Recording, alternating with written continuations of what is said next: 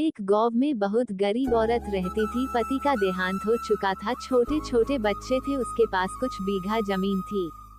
उसी में सब्जियों व फलों को उगाती और उसका बेटा उसे बेचने के लिए शहर में जाया करता था। इस तरह वह अपना व बच्चों का पेट पालती। एक दिन उसका बड़ा बेटा बीमार हो गया और वह सब्जी फल बेचने ना जा सका, तो वह औरत सब्जी व फल के आधे आधे किलो के पैकेट बनाकर शहर की तरफ बेचने चल पड़ी और रोज वाली दुकान पहुंच गई। हर पैकेट का वजन आधा किलो का था। दुकानदार ने सामान ले लिया और हमेशा की तरह बदले में आटा, तेल, शक्कर, चाय पत्ती, चावल आदि उसे दे दिया। गरीब विधवा के जाने के बाद उसने सब्जी व फल को बेचने वाली जगह पर रखना शुरू किया। रखते रखते उसे विचार आया कि क्यों ना इन सब का वजन करके देखूं। उसने एक पैकेट का वजन किया तो 400 ग्राम निकला। सोचा शायद गलती से कम हो गया होगा। दूसरा तोला, वह भी उतना ही निकला। अब एक के बाद एक वजन करने पर हर पैकेट का वजन 400 ग्राम ही निकला। उसे आश्चर्य और हैरानी भी होने लगी तथा साथ ही साथ उसे उस औरत पर भयंकर गुस्सा आने लगा। अगले दिन फिर वह विधवा सब्जी और फल लेकर दुकान पहुंची और दुकानदार को दूसरे सामान की लिस्ट थमा दी। दुकान वाला एकदम से भड़कता हुआ गुस्से में उस गरीब से बोला कि चली जा मेरी दुकान से,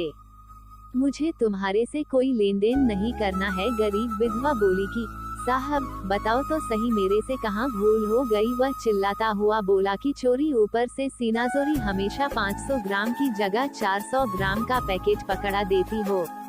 ऐसा करते हुए तुम्हें जरा भी शर्म नहीं आई। उस विधवा ने हाथ जोड़कर बहुत ही शांत आवाज में जवाब दिया कि मालिक, हम तो बहुत गरीब हैं, हमारी कहाँ हैसियत की माप तौल की मशीन खरीदे। आप जो भी आधा किलो का सामान देते उसे तराजू के एक पलड़े पर रख देते तथा दूसरे पलड़े में आधे आधे किलो के सब्जी और फल के पैकेट रख देते। दुकानदार का चेहरा उतर गया। उसके पास कहने को कुछ भी नहीं बचा था। खुद पर शर्म आ रही थी। उसने अपनी गलती स्वीकारते हुए उस गरीब विधवा से माफी मांगी और बोला, बहना माफ कर दो, तुम्हारी कोई भी गलती नहीं है। सच है कि जो हम देंगे वही हमारे पास वापस लौट कर आएगा, चाहे वह इज्जत हो या मान सम्मान या अपमान, चाहे धोखा हो या निंदा। संक्षेप में यही बोल सकते हैं कि जैसा हम दूसरों के साथ व्यवहार करेंगे वैसा ही व्यवहार हमें वापस मिलेगा। जैसा हम कर्म करेंगे वैसा ही हमें फल मिलेगा। जैसा बीज बोएंगे वैसा फल पाएंगे। जैसे कि नीम का बीज बोएंगे तो नीम का ही पेड़ उगेगा, आम का नहीं। इसलिए हमें कब